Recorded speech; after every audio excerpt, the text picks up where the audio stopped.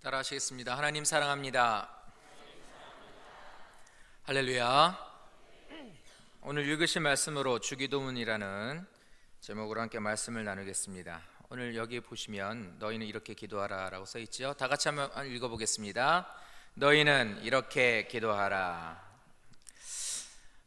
오늘 읽으신 말씀 가지고 함께 말씀을 나누도록 하겠습니다. 많은 사람들이 하나님이 우리가 기도를 하면 기도를 들어주신다는 거다고 믿고 기도를 합니다.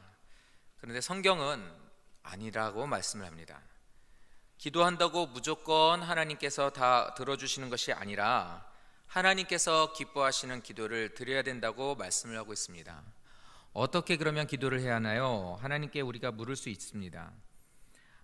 오늘은 그래서 저희 교회에서 지금 하고 있는 것이기도 하지만 우리가 어떻게 하나님께서 우리가 기도하기를 원하시는지, 그래서 어떻게 기도해야 하나님께서 응답하시고 또 어떻게 하는 것은 또 안 들으시는지, 그리고 어떻게 기도하는 것이 하나님을 기쁘시게 하는 것이고 어떻게 하는 것이 기쁘지 않게 하는 것인지 한번 살펴보기를 원합니다.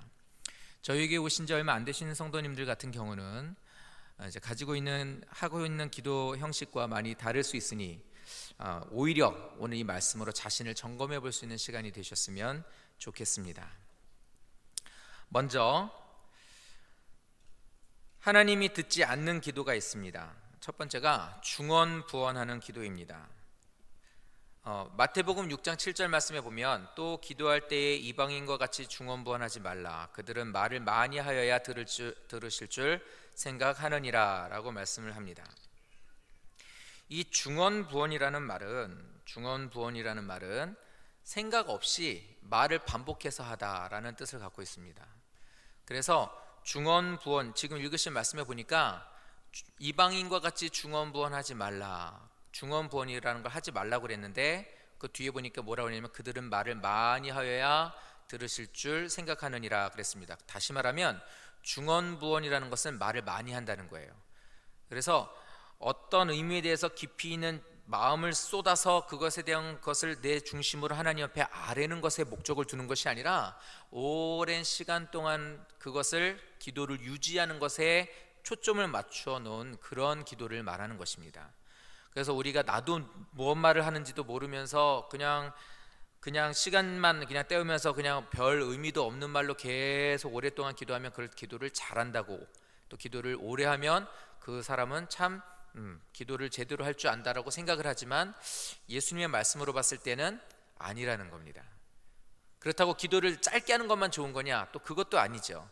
예수님 같은 경우도 기도하실 때 보면 산에서 하나님 앞에 기도하실 때 보면은 밤을 새며 기도하실 때도 있었었고, 또 기도하는 것이 또 긴 시간 동안 기도하실 때도 있으셨습니다. 그런데 그럴 때 예수님은 어떠셨습니까? 땀을 흘리면서 하는 것도, 때로는 땀방울이 핏방울이 되도록 기도하시는 것도, 그리고 또 하나님 앞에 온전하게 드리는 기도를 하시는 때도 있었습니다. 중요한 것은 짧고 긴 기도가 문제가 아니라 어떤 내용과 어떻게 중심을 갖고 기도하느냐가 중요한 겁니다. 그러므로 하나님께서 기뻐하지 않는 기도는 그저 막연하게 길게 자기도 무슨 말 하는지 모르면서 그렇게 하는 기도를 기뻐하지 않으신다는 것입니다. 두 번째, 남에게 보이려고 하는 기도도 하나님께서 듣지 않으신다고 말씀합니다. 누가복음 18장 10절 말씀해 보면 어떤 두 사람이 성전으로 기도하러 올라갔는데 그 올라가는 사람 중에 한 사람은 바리새인이었고 한 사람은 세리였다고 합니다. 근데 바리새인은 따로 서가지고 그가 세리와 좀 더 구별되어 있는 곳으로 떨어져서 그곳에서 기도를 합니다. 하나님, 나는 다른 사람들 같이 다른 사람의 것을 빼앗지 않았습니다. 그래도 나는 또 이렇게 불의를 행하지 않았습니다. 그리고 또 저런 다른 어떤 악한 사람들 같이 나는 간음하지도 않았습니다. 그리고 나는 일주일에 2번 금식을 했습니다. 그리고 11조도 하나님 앞에 열심히 잘 드렸습니다.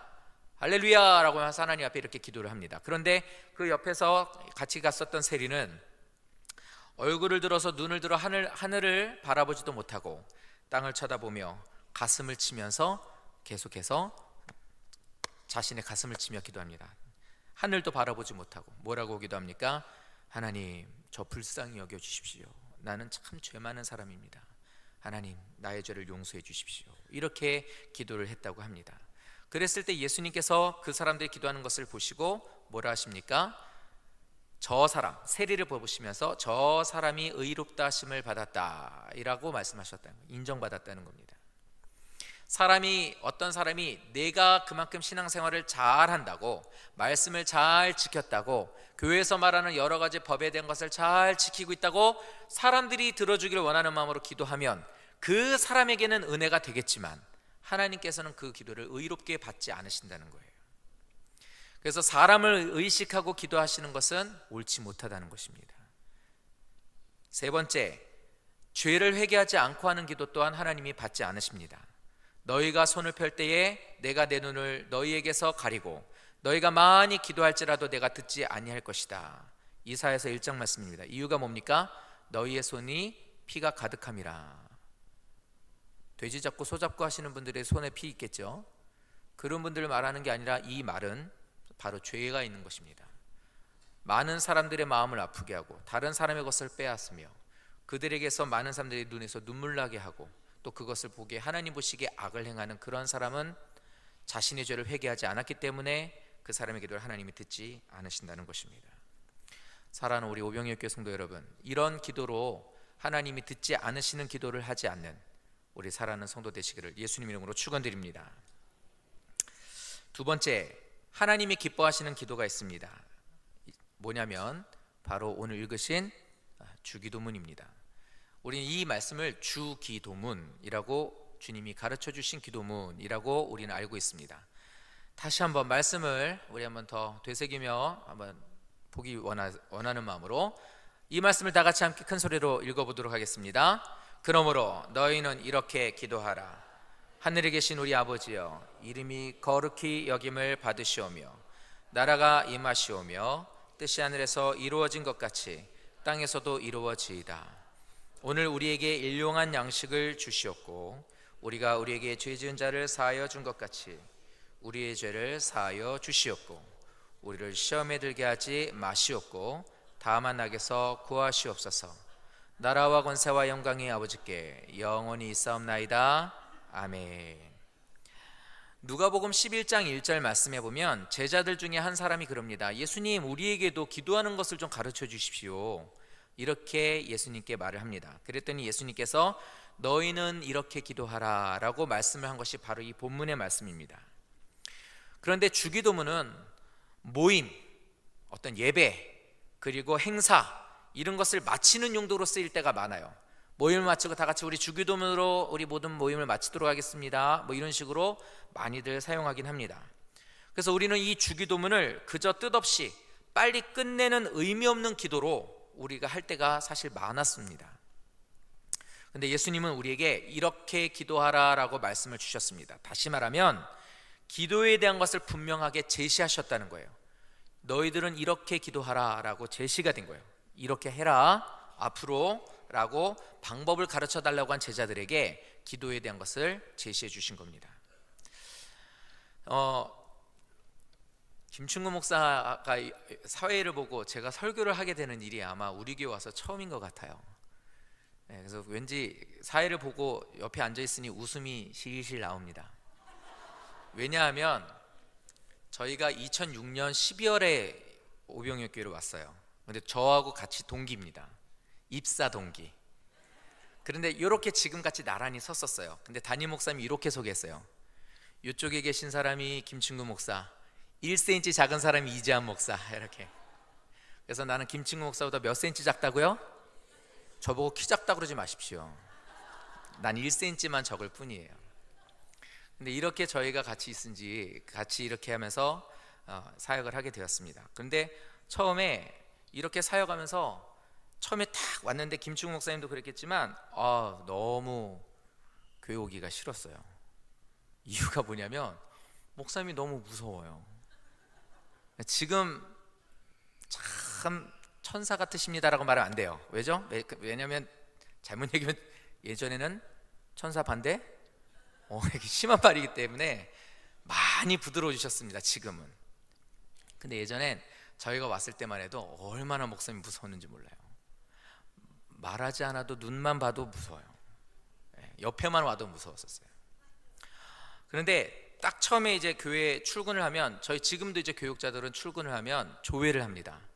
아침에 오면 찬송 한 장하고 성경 한 장 읽고 그 다음에 기도하고 그 다음에 전달사항 얘기하고 그리고 이제 업무가 시작이 돼요. 근데 그때 지금은 이제 김충 목사님이 인도를 하지만 이제 그때는 담임 목사님이 인도하셨었거든요. 조회 늦으면 일단은 그날은 죽는 날이고 그 다음에 조회도 상당히 엄숙한 분위기에서 조회가 진행됐어요. 그런데 처음에 이제 와가지고 이제 조회를 한다고 해서 이제 앉았죠. 찬송합시다 이러면서 이제 목사님이 이제 조회를 진행해요. 그런데 이렇게 진행을 하는데 그때는 기도를 이제 진행하면서 했습니다. 그때 기도 오늘 누구 기도 담당이에요? 이렇게 물어보셨어요. 그때 제가 처음 출근했을 때 기도했었던 분이 김동훈 목사였습니다. 그래서 접니다. 그러니까 기도하세요. 그러면서 기도를 했어요. 근데 무서워가지고 처음에 이제 이렇게 긴장한 마음으로 이렇게 조회를 들어갔는데 김동훈 목사님이 이렇게 기도를 하는데 하나님 앞에 사역을 하는 우리 사역자를 통해서 하나님의 이름이 거룩히 여김 받으시기 원합니다. 이러면서 쭉 기도를 하는 거예요. 근데 무서워서 눈을 딱 감고 이렇게 듣고 있는데 가만히 듣다 보니까 저거 주기도문인데 주기도문 갖고 기도를 하네. 그래서 특이하다. 이제 이게 제가 첫 번째 이제 겪었던 일이었었어요. 그러고 나서 저희 교회는 십자가의 길이라는 양육 시스템으로 갖고 운영을 한다고 말씀드렸고 이제 그걸 알고 계실 겁니다. 그런데 기도학교 그리고 또 기도학교 안에 이제 기도와 능력이라고 주기도문 가지고 이제 목사님 또 다시 책을 하나 만드신 게 있어요.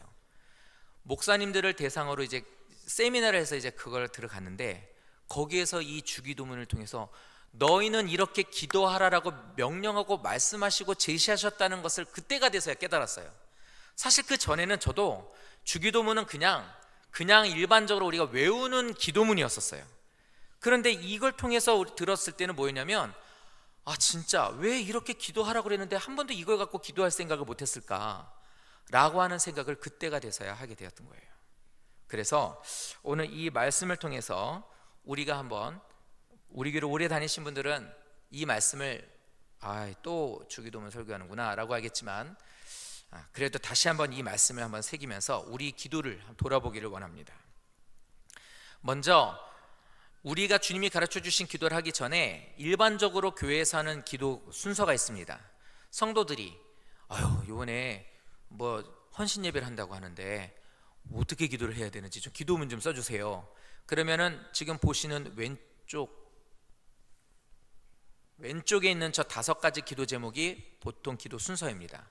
제가 한번 저 기도 순서에 맞춰 기도해 볼게요. 보통 이런 식으로 하죠. 하나님, 전능하신 하나님 감사합니다. 오늘 이렇게 주일 돼서 예배를 드릴 수 있도록 인도해 주셔서 감사를 드립니다. 죄 많고 부족한 우리들이지만 불러주셔서 이렇게 예배를 드릴 수 있게 해주셨으니 감사를 드립니다. 하나님, 이 시간 우리 교회에 복을 주시고 우리 삶에 복을 주십시오. 그리고 이 나라가 잘 되기를 원합니다. 그리고 저 북한에 있는 성도들도 하나님을 잘 섬기는 빨리 통일이 되어서 저들도 해방되기를 원합니다. 또 하나님, 저기 중동 지방에는 지금 전쟁이 있습니다. 전쟁에서 저들을 전쟁이 빨리 끝나게 도와주십시오. 그리고 나가 있는 선교사도 있습니다. 그 선교사들도 복을 주십시오. 하나님, 오늘 우리의 예배를 받아주시고 하나님께서 크신 은혜로 함께해 주시옵소서. 감사드리고 예수님 이름으로 기도드립니다. 이런 식으로 보통 하는 게 일반 기도예요. 그런데 은혜롭죠? 이렇게 기도해도 은혜로워요. 자, 이렇게 그런데 기도하는데 문제가 있습니다. 뭐냐면 이렇게 기도하는 기도 순서를 갖고 하면 일단 모든 것이 기도 순서가 모두가 다 주관적이에요. 자기의 생각과 느낌에 따라 모든 기도가 다 달라집니다. 그리고 또 하나 문제가 뭐냐면 자칫하다가는 자기가 말 잘하는 것을 과시하려는 기도가 될 수 있어요. 유창한 말을 써가면서 오랜 동안 자기가 많은 것을 알고 있는 이런 것들을 이야기하게 되죠. 그래서 어떤 사람들은 말 잘하는 것을 자기의 어떤 기도 잘하는 것으로 보여지게 되는 사람들이 참 많습니다. 그러니까 신앙이 아니라 말 잘하면 당연히 기도는 잘하게 돼요. 근데 그 기도 잘하는 것이 결국엔 하나님을 향한 믿음이라고 말할 수는 없거든요. 근데 이 기도의 문제는 바로 그런 겁니다. 또 문제가 뭐냐면 자신의 신앙에 변화가 없어도 얼마든지 멋있게 기도할 수 있다는 거예요. 장점인가요? 아니에요. 기도란 신앙의 간증이 되어야 합니다. 자신의 고백이 되어야 되는데 자신은 신앙생활 하는데 전혀 변화가 없는데 말만 멋들어지게 하는 거예요. 그건 기도가 아니거든요. 이 기도문의 단점이 바로 그겁니다. 그리고 기도하는 것 중에는 자기 주관적이고 자기 뜻을 갖고 기도하는 경우도 많이 있습니다. 하나님이 내게 원하시는 것이 아니라 자기의 뜻을 가지고 기도하는 경우가 많다는 것입니다. 예를 들어 교회 안에 분쟁이 있으면, 예를 들어 내가 목사 편에 서 있고 장로 편에 서 있는, 요즘 이런 게 많으니까, 예를 들어 그렇다면 기도하면서 뭐예요? 까는 기도를 하는 거예요. 담임 목사님에게 있어서 대적하는 모든 성도들은 마귀에게 속한 것이므로 다 물리쳐 주시고 뭐 이런 식으로. 그러면 그건 사실 하나님이 원하시는 기도가 아니라 자기 주관적인 거예요. 하고 싶은 말을 하고 싶은 거잖아요. 그건 기도가 아니라는 거예요. 그래서 이렇게 우리가 주기도문 형식으로 주신 기도를 갖고 우리가 기도를 하고 있는 겁니다.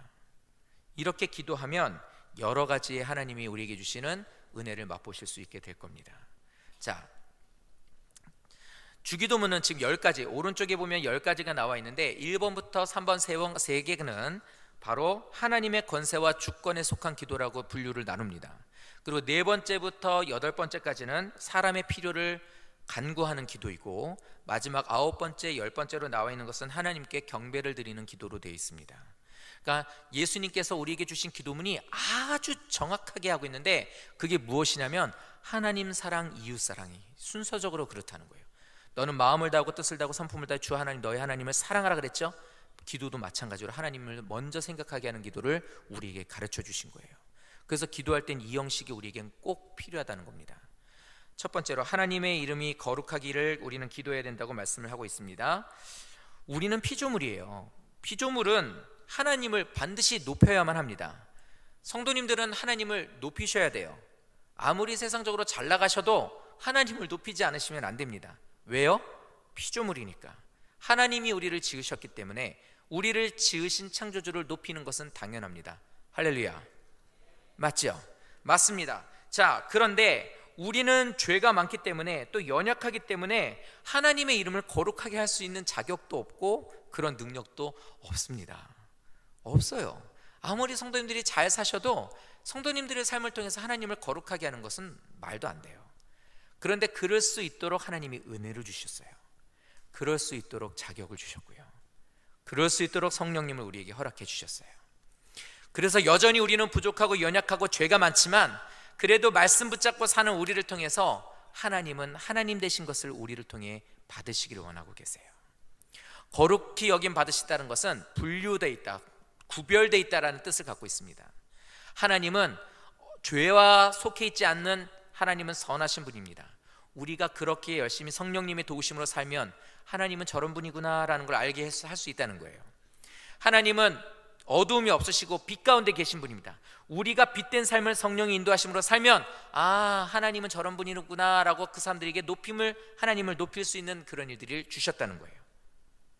그래서 하나님, 아무것도 아니고 부족하고 연약한 나이지만 나를 통해서 주님의 이름이 높임 받으실 수 있다면 그건 정말 하나님 감사한 일인 것 같습니다. 성령님을 저를 도와주셔서, 하나님께서 나를 도와주셔서 하나님의 이름을 높이는 도구로 써주십시오. 이렇게 우리가 주님 편에 서서 기도하는 것이 첫 번째입니다. 주의 이름을 거룩하게 하는데 힘쓰시는 성도 되시기를 예수님 이름으로 축원드립니다. 두 번째는 하나님 나라가 임하기를 원하며 기도하는 겁니다. 하나님 나라가 임하기를 원합니다. 주의 하나님 나라가 내 심령에 있기를 원합니다. 하나님 나라, 쉽게 말하면 하나님이 계신 곳입니다.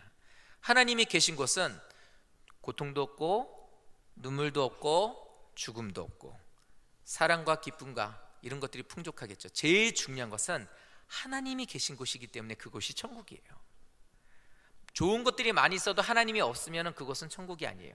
그러나 내가 있는 곳이 음침한 골짜기고 어두운 가운데 있고 고난 가운데 있을지라도 주님께서 계신 그곳은 천국이에요. 우리가 기도하기를 주님이 계신 그곳으로 우리를 인도해 주십시오, 이렇게 기도하는 겁니다. 자, 그런데 이 땅에서도 그 나라를 누리며 살 수 있어요. 성도님들의 마음에 하나님이 계시면, 성도님들이 하나님을 모시고 있으면 그 또한 하나님의 나라가 이루어지는 것입니다. 우리들의 가정이 늘 싸우고 문제가 있는 그 가정에서 이 집이 하나님의 집이 되기를 원합니다. 하나님, 우리 가정에 임해 주세요 라고 기도하면 그곳이 하나님의 집이 될 수 있는 거예요. 제가 40대입니다. 그런데 제가 10살이 안 됐을 때 한 번도 바나나를 먹어본 적이 없었어요. 바나나는 그림책에서만 봤었어요. 그리고 바나나라는 게 있다는 것만 알았단 말이에요. 그런데 이게 7살 때 일이었는데 제 친구가 아주 잘 사는 친구가 있었어요. 누구였는지 지금 기억은 안 나는데 잘 살았어요. 잘 살았다는 기준이 뭐냐면 집이 있고 집 앞에 잔디가 있었어요. 개를 키우고 그네도 있고, 이 정도면 잘 사는 거죠. 저희 집은 문을 딱 열고 아무개야 그러면 옆집에 사는 사람이 왜 그러고 나오는 집이었거든요. 이런 집에 사는데 친구네 가면 너무 좋았어요. 그런데 이 친구가 언젠가 나한테 그러는 거예요. 자기가 바나나를 먹었다고 자랑을 하는 거예요. 그래서 바나나가 너무 먹고 싶어서 그 친구네 놀러 갔을 때 그랬어요. 아줌마, 우리도 바나나 주세요. 그랬어요. 그랬더니 아줌마가 웃으면서 집에 들어가더니 바나나를 갖고 나오는 거예요. 그때 생각하면 너무나 그게 기쁜 일이고 감사했지만 지금 생각하면 그 아줌마 참 짠 아줌마였어요. 왜냐면 하나를 갖고 나와서 칼로 잘라서 여러 명 입에다 넣어주는 거예요. 이렇게. 지금 생각하면 줄 거면 하나를 주든가 이렇게 할 텐데 그걸 잘라서 입에. 근데 그때 그거를 처음 먹어봤는데 그 선악과 먹으면 그렇게 되는 거 아닌가 몰라. 눈이 밝아지는 것 같은 거예요. 세상에 이런 맛이 있구나. 이런 맛이 있구나. 세상에 이게 바나나구나. 그리고 너무 좋은 거예요. 그래서 그때 마음에 결심했어요. 나 이 집에 와서 살 거야. 우리 어머니는 맨날 나보고 막 이놈의 새끼 저놈의 새끼하고 맨날 때리고 막 그러는데 맨날 줘봤자 뭐 김치나 주고. 근데 이 집에 갔더니 아줌마가 원피스도 입고 있지, 얼굴은 화장하고 있지, 날씬하지, 이쁘지, 거기다 바나나를 들고 있는 아줌마를 생각하니까 저 집에 가서 살고 싶은 거예요. 그래서 가만히 생각했어요. 저 집에 가서 살려면 어떻게 되는가? 자주 놀러 가는 거예요. 자주 놀러 가면 저 집에서 살 수 있겠지 생각을 했어요. 살 수 있어요, 없어요? 있어요? 없어요. 왜 없어요? 그 아줌마한테 나는 뭐예요? 자기 아들의 친구예요. 그죠? 내 아이의 친구에 불과해요. 놀다가 갈 수는 있지만 살 수는 없단 말이에요. 사랑하는 성도 여러분, 하나님 나라가 임하기를 기도할 수 있는 것은 자녀에게만 주신 특권입니다. 성도님들이 하나님의 자녀가 되셨으면 주의 나라가 내 마음에 우리 가정에 임하기를 원합니다 라는 기도를 하나님은 오케이 하신다고. 그게 얼마나 우리한테는 즐거운 일인지 몰라요. 내 집에 가서 마음껏 바나나를 먹고 그 잔디에 들어 눕고 여기가 내 집이라는 생각을 갖고 있는 그것은 아들에게만 주신 특권이거든요. 하나님 나라가 바로 우리에게 그런 곳이라는 거예요. 다른 사람들은 들어가고 싶어도 못 가요. 놀러는 갈 수 있는 어떤 그런 마음은 있을지 몰라도 그 소유할 수가 없단 말이에요. 이것이 이렇게 귀한 거예요. 그러니 기도하실 때 하나님의 나라를 내 마음에 허락해 주세요. 그래서 주님이 있는 그 의로움과 하나님이 함께 하시는 그 평안함과 하나님이 함께 하심으로 느껴지는 그 기쁨이 내 삶에 넘치게 도와주세요. 우리 집은 눈 뜨면 한 단칸방이고 눈 뜨면 지하방이고 눈 뜨면 또다시 내일 또 나가서 싸우고 해결해야 될 일들이 많을지라도 하나님이 내 마음에 있으면 나는 이곳에서 주의 사랑과 평강을 느낄 수가 있거든요. 하나님이 내게 주신 특권이라 주님 하나님 나라를 내게 주세요. 이렇게 기도하면 우리의 부모 되신 하나님은 오냐 하고 우리와 함께 해주신다는 겁니다. 할렐루야. 이 기도가 우리에게 이렇게 귀한 기도입니다. 세 번째, 하나님의 뜻입니다. 인생을 가치 있게 살기 위해서는 내 뜻을 버리고 하나님 뜻을 위해서 살아야 돼요. 어제 인터넷에 나온 기사를 보니까 어떤 여자가 20살인가 뭐 10대인가 뭐 그래요. 원래 서양 여자들은 10대가 돼도 20대 30대 같잖아요. 근데 딱 봤는데 가장 최연소 백만장자, 재산은 1조 8천억 원이래요. 와, 1조 8천억 원 평생 쉬어도 못 쉴 것 같은 돈이에요. 그런데 내용을 보진 않고 그냥 이렇게 떠 있는 기사만 보고 와, 1조 8천억, 오, 되게 많다 이런 생각을 했어요. 근데 제가 미용실에 가서 예전에 미용실 하는데 이제 미용실 가서 이렇게 딱 하면 아줌마가 머리를 이렇게 만져줘요. 제 지금 머리 스타일이 이렇지만 미용실 가서 머리 싹 깎고 아줌마가 싹 다듬어 줄 때 머리 스타일이 이렇지 않아요. 요즘 젊은 사람들 같이 이렇게 싹 앞으로도 해주고 아줌마 막 뒤적뒤적 해놓으면 머리가 이상하게 멋이 나요. 그러면서 생각했어요. 이 아줌마가 아침마다 내 머리 만져줬으면 좋겠다. 멋있게. 그런 생각을 했어요. 생각을 했어요. 야, 1조 8천억 있으면 딱 집에 내 미용사 하나 두고 주치 하나 두고 기사도 하나 두고 요리사도 따로 두고 이렇게 하면 얼마나 좋을까? 아침에 일어나서 밥 먹어 이런 소리 안 하고 다 와서 그냥 맛있는 거 해주고, 맛이 없어도 맛있다고 말 안 해도 되고 얼마나 좋을까 이런 생각, 얼마나 좋을까 이런 생각을 했어요. 자, 이렇게 살면서 그렇다고 제가 집에서 제 아내가 해준 게 맛이 없다는 얘기 아닙니다. 자, 그런데 이렇게 평생을 살았어요. 그리고 내가 죽기 전에 그 다음 죽음 이면에 있는 세상에 대해서 다시 한번 이제 눈을 감고, 이제 갈 날이 얼마 안 남았으니까 그렇게 감았으면 이 사람이 그래 만족해, 잘 살았지 그동안, 그래 뭐 이유는 어떻게 되든 상관없어, 이렇게 생각하는 사람은 아무도 없어요. 이 땅에서 1조 8천억을 갖고 돈을 먹고 살든 돈으로 무언 짓을 하고 살든 죽음을 눈앞에 두었을 때는 반드시 그 다음 세상에 대해서 두려움이라는 걸 갖게 됩니다. 난 어떻게 될까? 그래서 돈 있는 사람들이 어떻게 해서든지 죽지 않으려고 발부둥을 치는 거예요.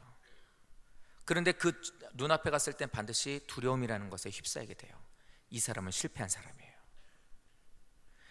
이 땅에서 인간들이 모두 다 누리고 있고 중요하게 여기는 것을, 많은 것을 갖고 있다고, 그 가운데서는 자기가 풍족하다고 생각했고 많은 것을 누린 거라고 생각을 하지만, 반드시 그 죽음 이면의 다음 세계로 가는 그 문에 섰을 때는 이 사람은 거기서 떨 수밖에 없다는 거예요. 왜? 자기의 뜻을 위해서 살았고 자기의 목표를 위해서 살았기 때문이에요.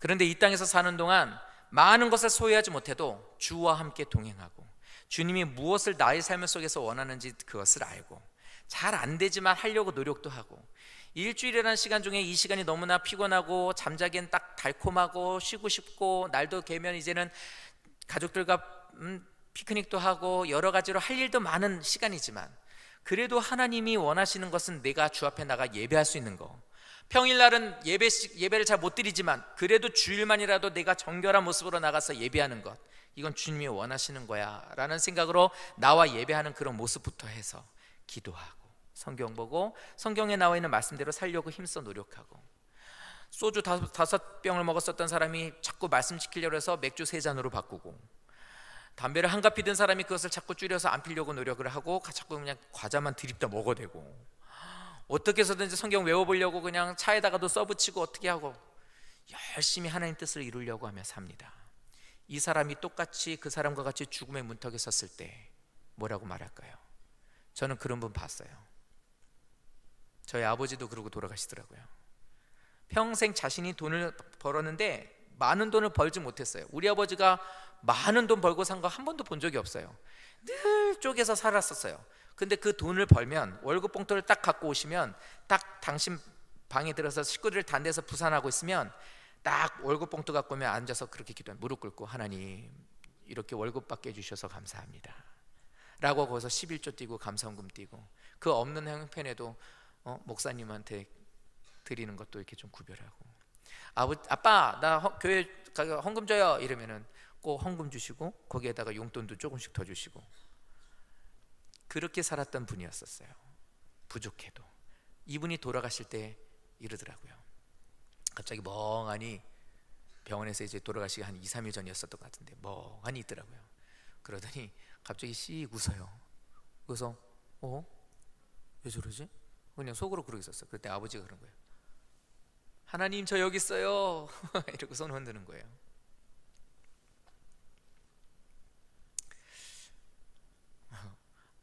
왜 이래요 아버지, 손 내려요 막 이러고 막 왜 이래요 이러고 막 그렇게 할 수도 있었겠죠. 왜냐하면 죽어야 된다, 이제 곧 죽을 것 같고 돌아가실 것 같다는 생각이 들어서 그럴 수도 있겠지만, 그것을 가만히 생각했을 땐 좋더라고요. 천국을 가시는구나, 하나님 나라를 가시는구나, 기쁘더라고요. 감사하더라고요. 사랑하는 성도 여러분, 우리가 이 땅에서 무엇에 가치를 두고 사느냐가 바로 이 마지막에 다음 세상으로 가게 되는 것을 결정짓는 거예요. 어떻게 사시겠습니까? 내 마음대로 사시다가 두려움으로 어떻게 해서든지 생명 유지하고 연장하고 살려고 발부둥 치시면서 그렇게 두려움으로 이 세상에서 눈을 감으시겠습니까? 아니면 주님 저 여기 있습니다, 주님의 나라 저 맞아주실 거죠, 천국문이 열리며 주님께서 나를 맞아주시는 그러한 관문에 서시겠습니까? 주님의 뜻을 이루기를 힘써 기도하시기 바랍니다. 우리를 위해서 주신 기도인 것 같아요. 이렇게 하나님의 이름을 높이시고 늘 부족하지만 주님이 나와의 삶에 임재해 주시고 내 삶은 늘 주님의 뜻을 이루려고 힘쓰는 복된 삶을 사는 성도님 되시길 예수님 이름으로 축원드립니다.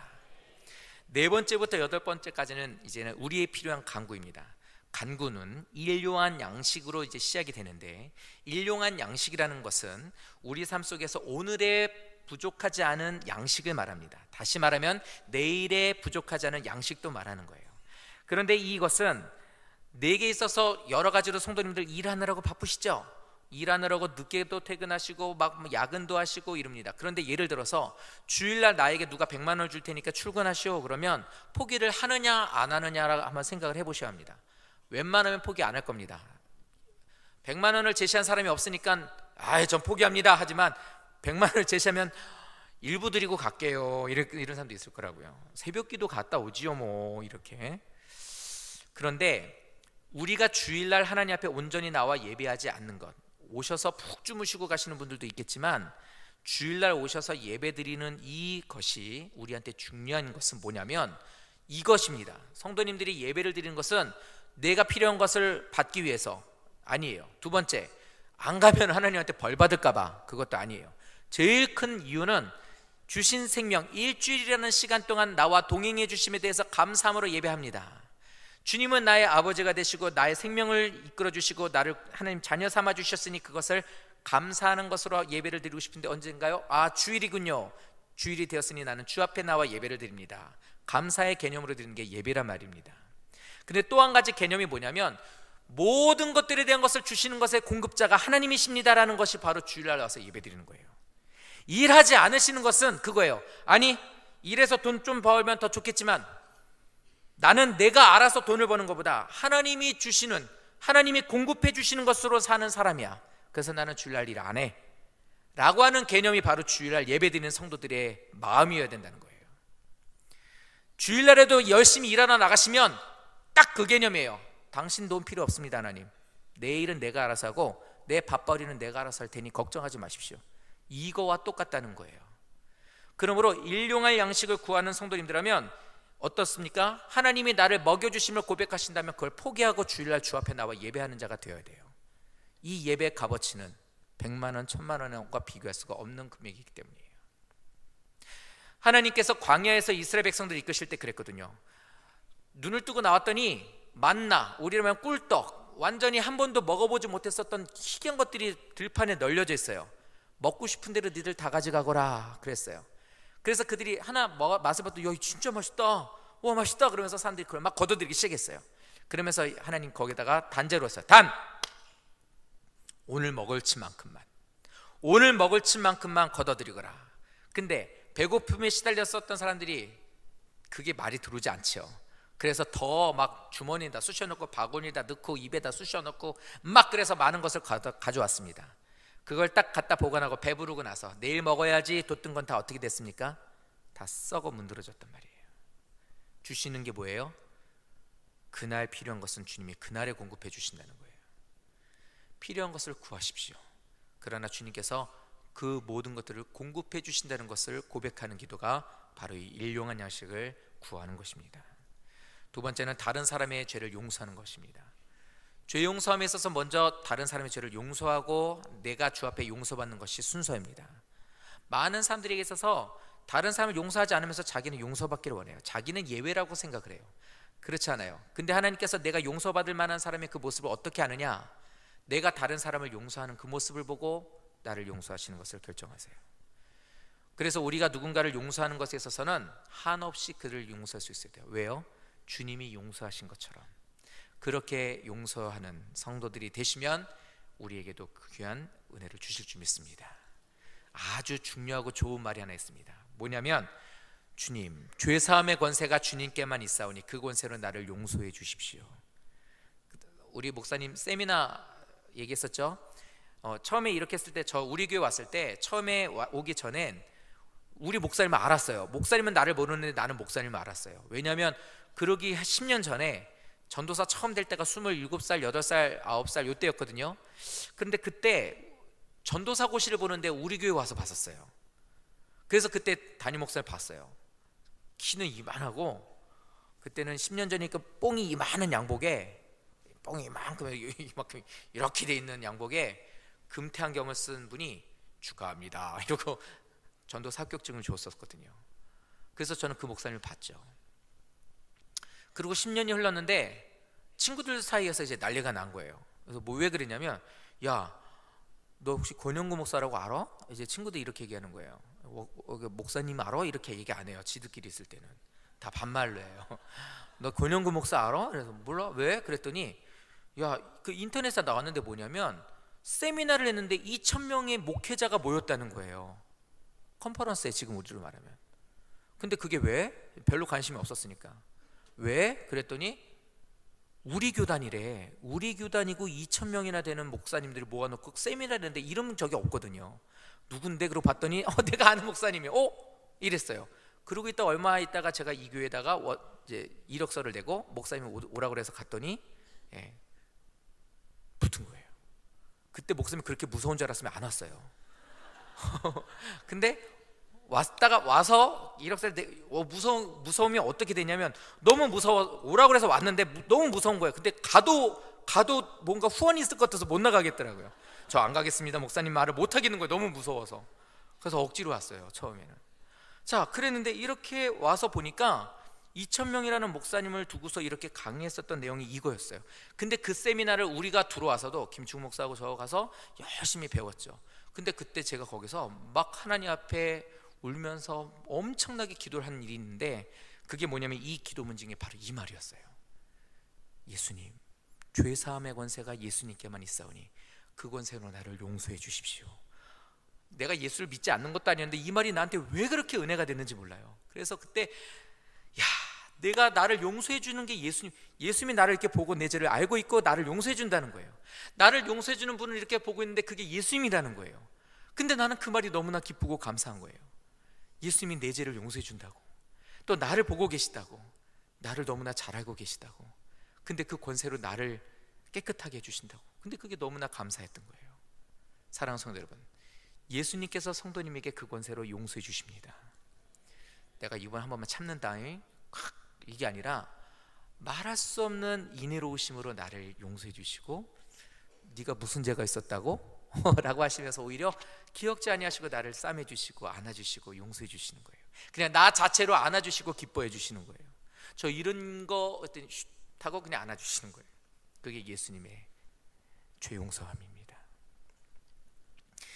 이렇게 하고 나서 7번째는 시험에 들지 않게 기도하라고 합니다. 많은 시험거리가 있어요. 제가 어떤 친구 하나를 시험 들게 한 적이 있어요. 너무 교회 생활을 갑자기 열심히 하는 거예요. 안 나왔다가 잘 나오게 되고, 잘 나오면서 막 교회에서 교사도 한다 그러고. 그래서 나는 걔가 너무 반가워서 그랬어요. 그 청년한테, 야 진짜 너 가만히 보니까 너무 괜찮은 애 같다. 근데 너 보니까 누구 닮은 것 같아. 운동선수. 그래서 누구요? 그래서 이천수 이랬어요. 이천수라고 했어요. 눈이 이렇게 쫙 째져지고 이렇게 키 작은 사람 있어요. 걔가 그러고는 안 나오는 거예요. 그래서 막 전화하고 찾아가서 너 뭔 일 있니? 왜 그러니? 그랬더니 아니에요. 왜 이러는 거예요? 그래서 괜찮을게 말해봐. 내가 도와줄게. 아니라고요. 그러니까 괜찮아. 누가 뭐 너한테 뭐라 그래? 내가 다 야단쳐줄게. 누군데? 그때 전사님이요. 그러는 거예요. 나 왜? 그때 내가 어디 봐서 이천수 닮았다고 그래요. 막 이러면서 막 화를 내는 거예요. 그래서 내가 물어봤어요. 집에 와서 걔 이천수 닮았다더니 막 그러는 거예요. 막 이천수를 닮았다고 그랬더니 막 걔가 화를 내더라. 그랬더니 제 아내가 그런 거예요. 당신은 송종국 닮았어. 그러는 거예요. 그래서 내가 알았어요. 아, 기분 나쁘구나. 그래서 가서 미안하다. 뭐 그런가 그러냐. 미안해. 너 안정환 닮았어. 미안해. 뭐 이런 얘기를 하고 그래서 다시 데려온 적이 있어요.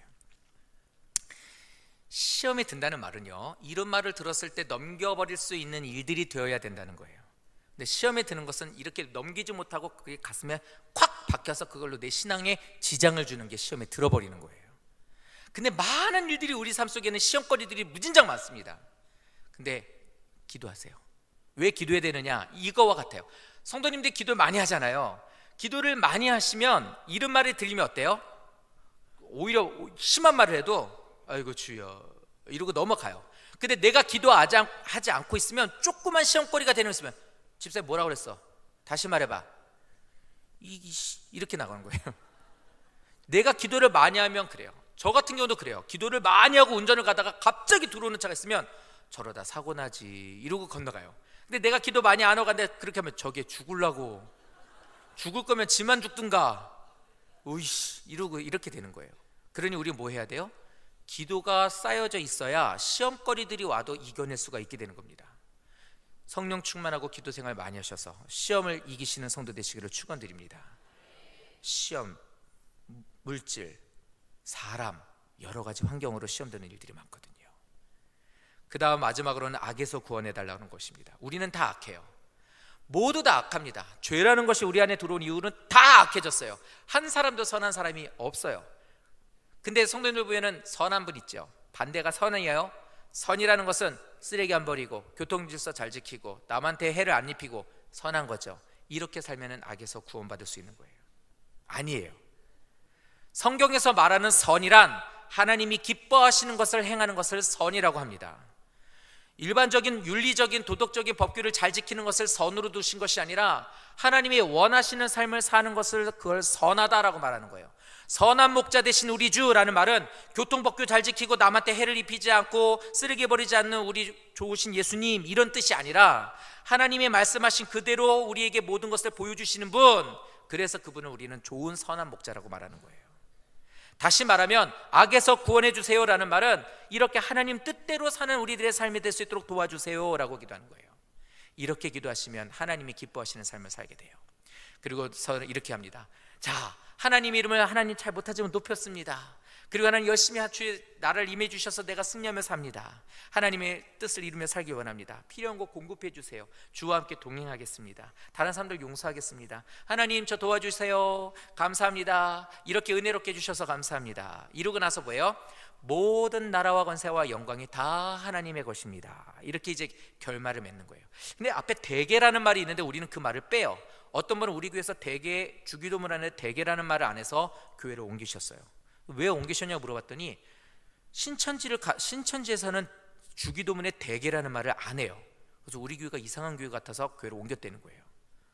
우리 교회는 신천지 아니에요. 구천지도 아니고요. 대개라는 말을 쓰지 않는 이유는 이 말이 대개라는 말은 원래는 뭐냐면 왜냐하면이에요.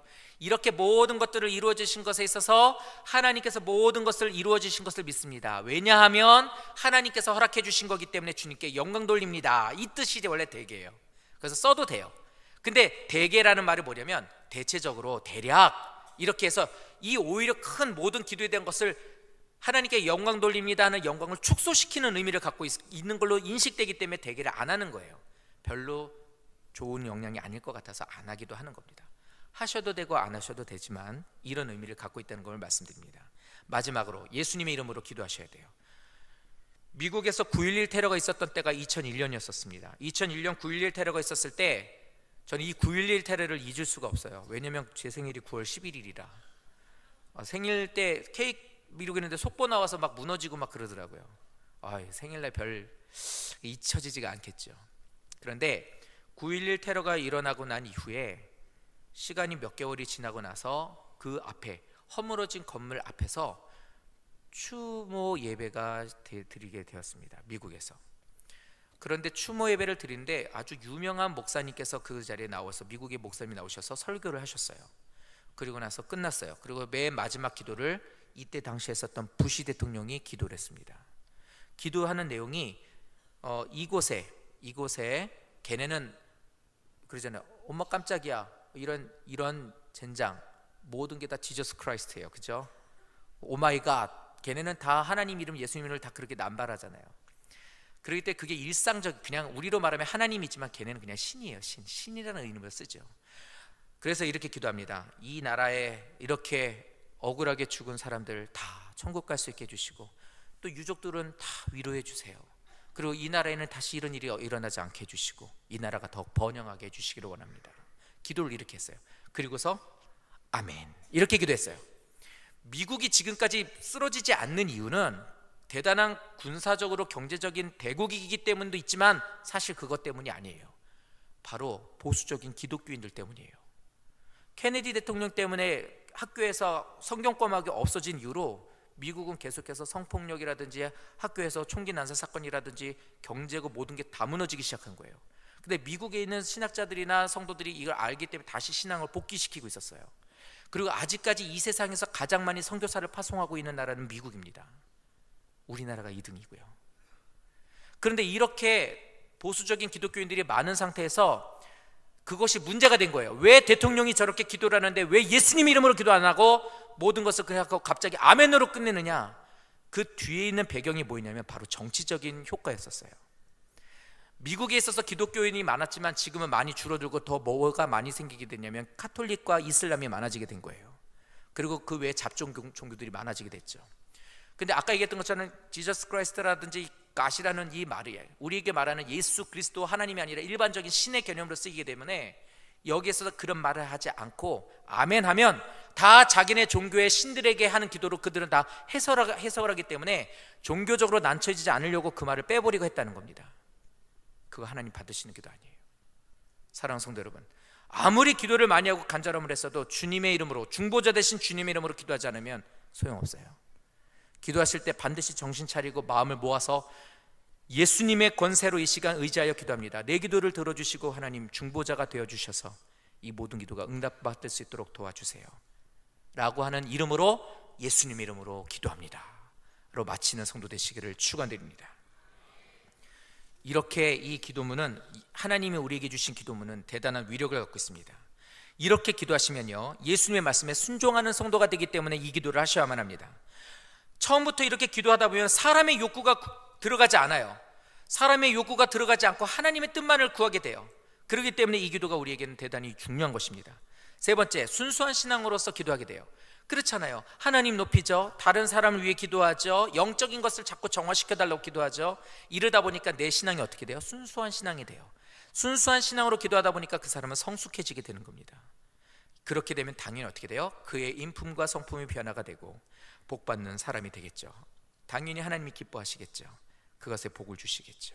그러므로 사랑하는 성도 여러분, 너희는 이렇게 기도하라라고 우리에게 펼쳐주신, 가르쳐주시고 하라고 말씀하신 이 기도를 성도님들의 기도로 삼으시기를 예수님 이름으로 축원드립니다. 결론을 맺겠습니다. 모두 다 주기도문 순서로 기도하십시오.